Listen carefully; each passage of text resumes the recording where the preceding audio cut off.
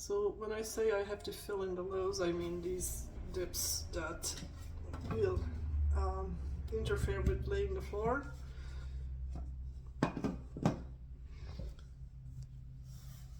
So this, in this case, I have a good gap, and if I look at it, the gap stops around right here. So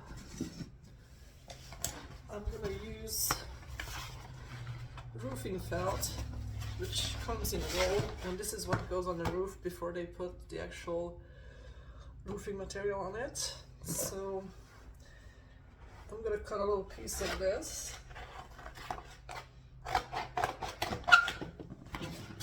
It's sort of like a measuring stick, and if I can put it under the level, then I know that that still needs some padding.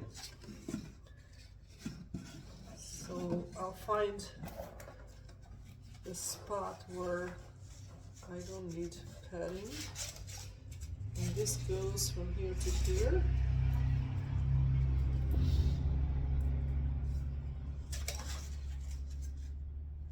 All the way here. So that needs one layer. And then if I go here, further down, I'll see that I still need at least one layer, but it's gonna be only up to here and to here. However, in the middle, I can clearly see that I'm gonna need at least, yeah, 2 layers. So where do I store the 2 layers? Approximately here. I'm gonna do 2 layers just in this location, because it's visible that that's where I have a big dent. And then it goes, so as far as this side and this side, it kind of stops right around here. So I only have to come out this far with that. Okay, so this will have a double layer, and the whole thing here is gonna just have 1 layer. The first thing I'm gonna do is cut this shape out for the padding.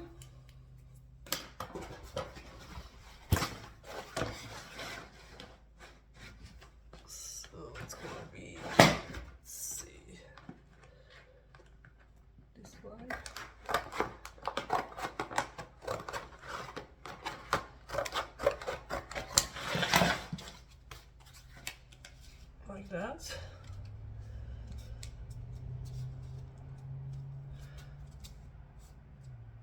That's perfect. And this is just dusty because it was thinning outside mostly. So that's good. It doesn't have to be perfect. It's just so we're creating a level surface at the end. And now I'm gonna do this part, which only needs 1 layer. Right. Although back here, oh, that's fine. So this part only needs 1 layer, and then I need another layer on this one.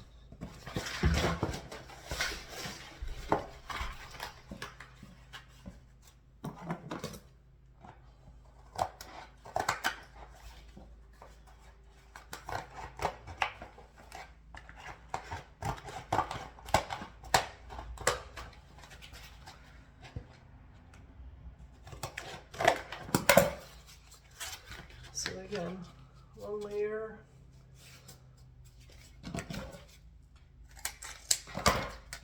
all the way out here, and then 2 layers, right? I think I can put just 1 layer here at this spot.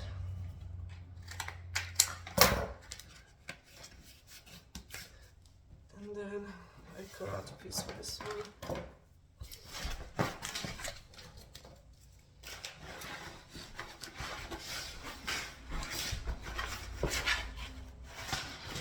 Let's see which end.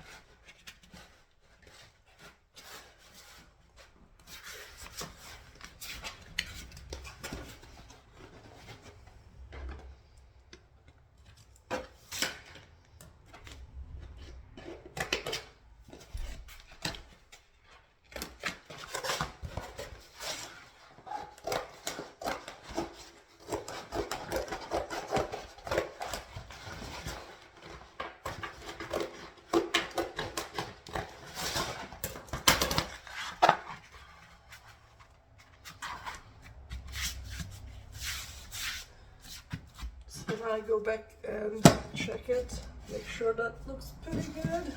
Nothing is overly done or underdone. That looks good. And I'm gonna staple this so it doesn't move as I am working on the floor. Just a couple of places. You can just use a regular staple.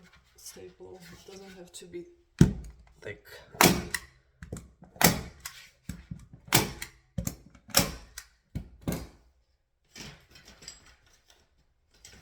gonna make sure it's hammered in. Let's do flat.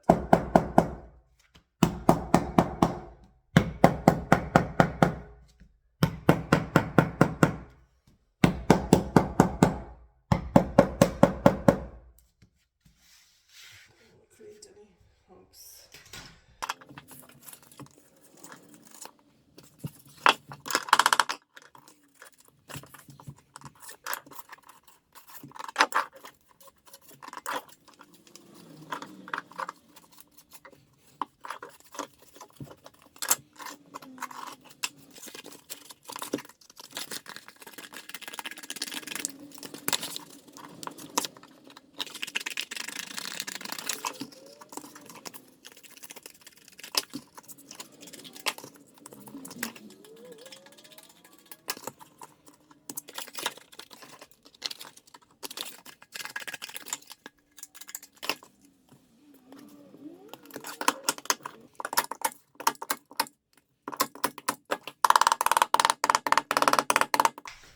Next is to lay down the underlayment.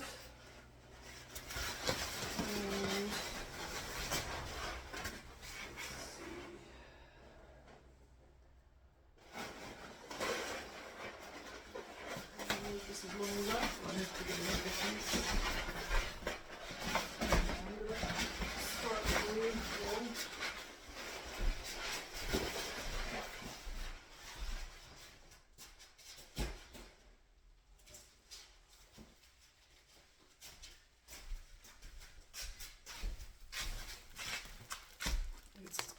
Sound reduction,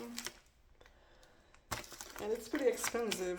A roll of these is $70 where I live, and I'm gonna use up leftovers as I go along, but right here in the middle I will use the whole piece. It's just gonna be easier to work with.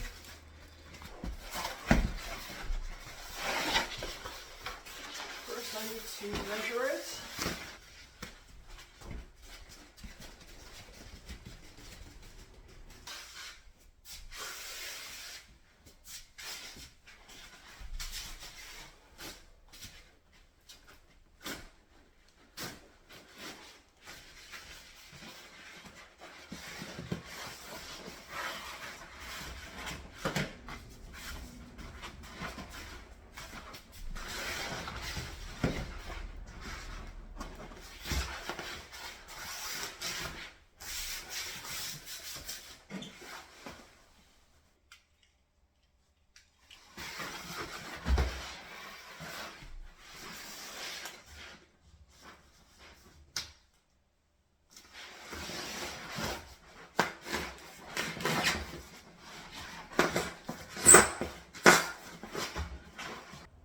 And I want to overlap for the previous line, and I'm not sure why I'm missing the flap. There's supposed to be a flap here, but at any rate, I'm just gonna make sure it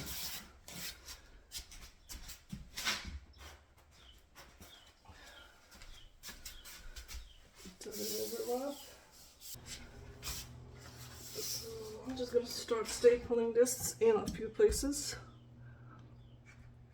This obviously just have to hold on temporarily until I lay the floor on it.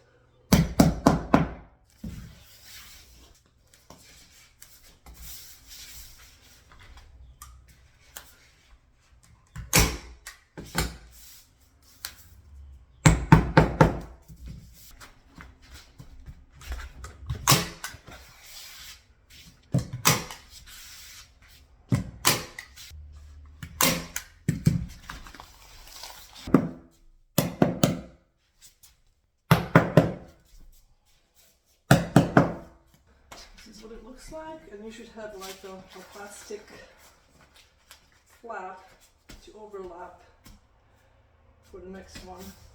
That's what you should end up with.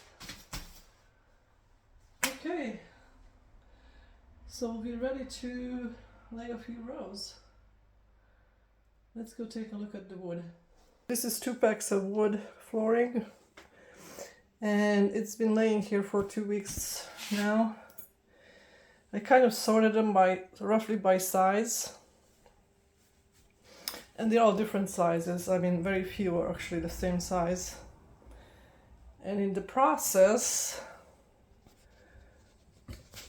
and this is not just from the 2-pack, this is so far, we have all these odd pieces or broken pieces and some cut-offs.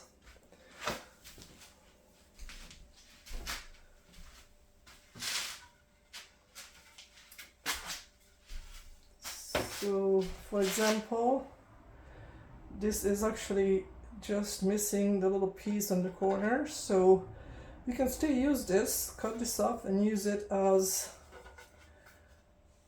a left-hand side end piece. Okay, so what I'm going to be doing with these is I'm going to lay them out on the floor as to where they should fit in, which end, because these will be used for the end for sure, because I will be cutting it off, so therefore I'm going to be missing this tongue if I cut this off, right? So it can only be on the side at the edge. And then we have some other examples of this piece is missing most of the tongue, but we can probably still use this at the end, like for the half of it maybe has enough. So these are the examples that we're gonna have to use up as we go along. And I also have some cut-offs that's already been cut off because we had to fit in the last piece in the row. So again, these will be used up for the ends as well. So these are still good, except that they have to be on the edge. So this particular one actually is missing some of its tongue as well. So I'm gonna have to pay attention to that. Little pieces like this probably not gonna be used, but I just kept them. You can use up to 6 inches pieces. It's gonna be probably useful in the closets and places like that, so I'm not throwing those out either. Like this big piece here, this long piece we tried to use, but it's bowed, so it wouldn't fit. But what we can do, again, cut this in half, cut out the bowed parts, and use it on the edges as well. For starter, I'm gonna get some pieces to lay out the right edge.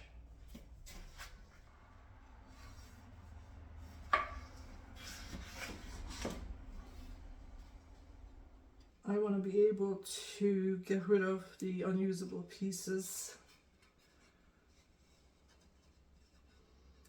So I think this is good up to here.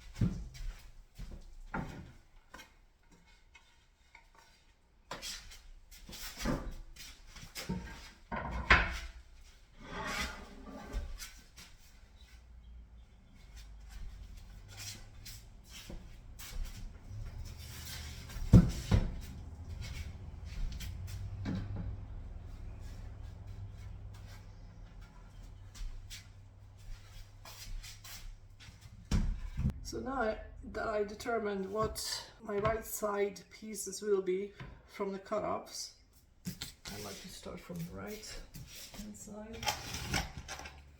And here's a spacer that I'm gonna put to the wall, just so I don't go out too far. And I have two drills, one for the screw.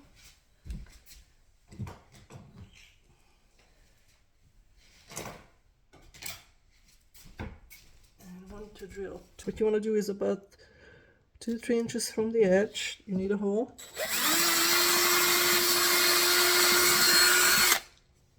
Just a small one, just like what your screws are. And then from there, every 8 inches or so, 6 to 8 inches.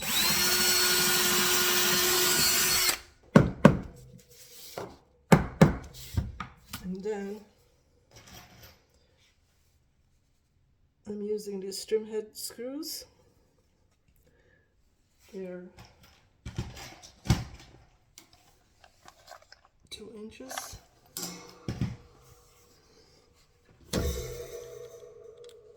And that's what's going to hold it down.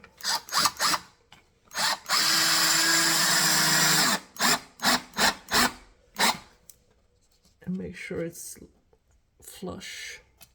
The head is flush with the wood.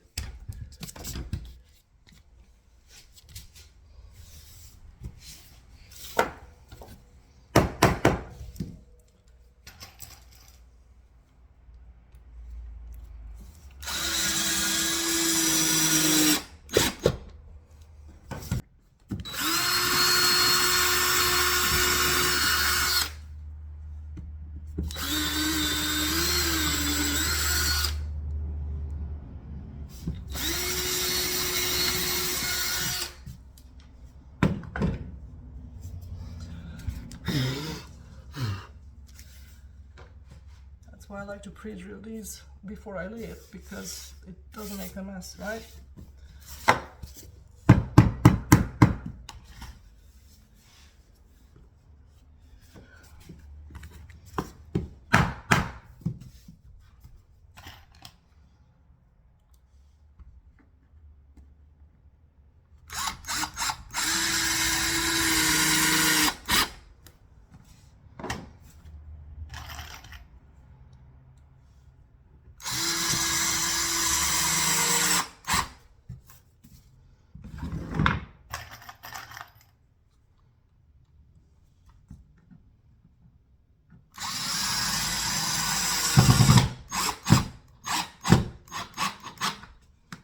This one, I'm gonna have to hook it up to the previous layer, lay it down, and you can see how this is a little bit curved. Either this is curved or the floor is a little bit, but it does bend enough for me to step on it and push it in.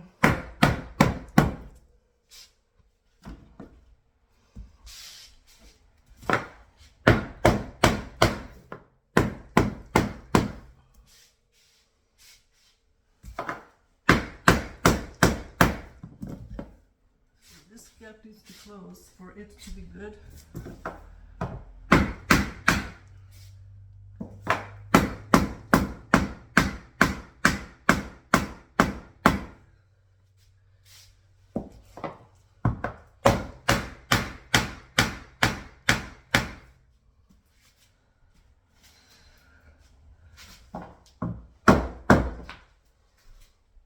run into a stubborn piece, what you can do is start screwing on one end where it's tight, and then go and hammer it at the other end and make it tight.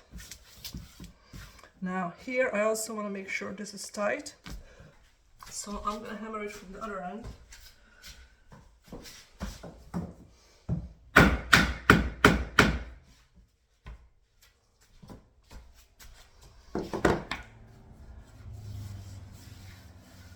And again, I want to make sure that all the seams are tight. Let's see how that goes.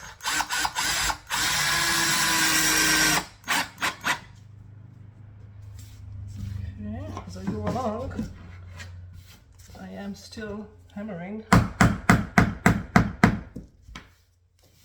Because every little tiny gap could become a bigger gap as the wood maybe shrinks in the future. Who knows?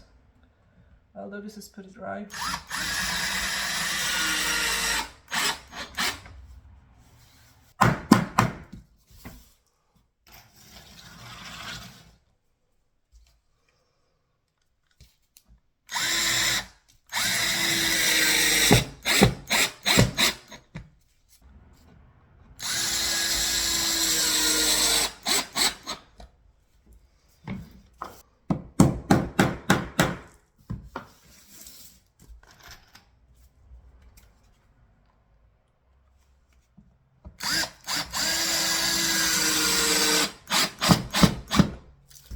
For the last piece, again, we need to be mindful of the gap, and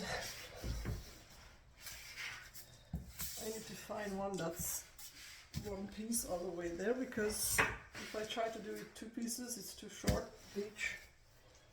Now I don't have, technically I could cut this and use it, right? But then I'm cutting off a lot. So my goal is really to cut as little wood as possible, even if it's a cut off like this. So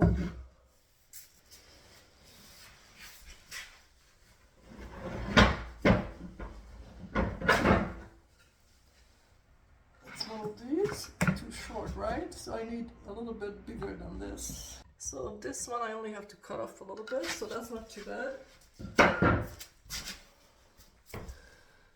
So the way we do that is we are keeping this piece. So we are cutting from this end. So I'm going to go ahead and turn it around this way. Get my spacer there, and it's best to cut it on the face actually. Less splitting on the face then. So what I'm measuring against is the face of this previous piece. So that would be right here, right?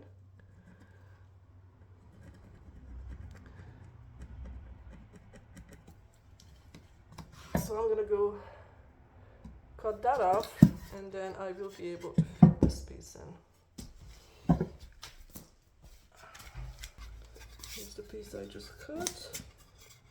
Again, I'll attach it here to the previous piece, and then make sure it's not too short or not too long. And then I'm gonna hammer it in.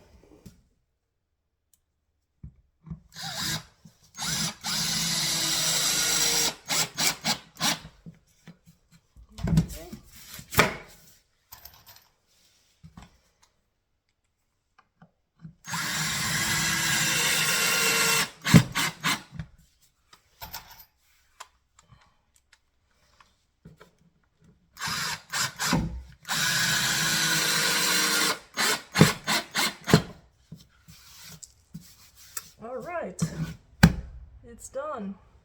I'll see you next time.